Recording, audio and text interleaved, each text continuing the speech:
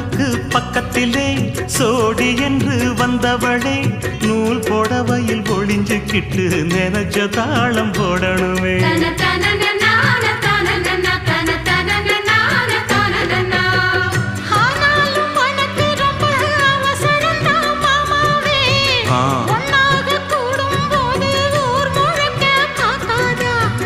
பார்த்தாலும் தவறு இல்ல பனியுறங்கும் ரோசாவே உன்னால சொத்த வச்ச மூக்குலதான் வைக்காதா.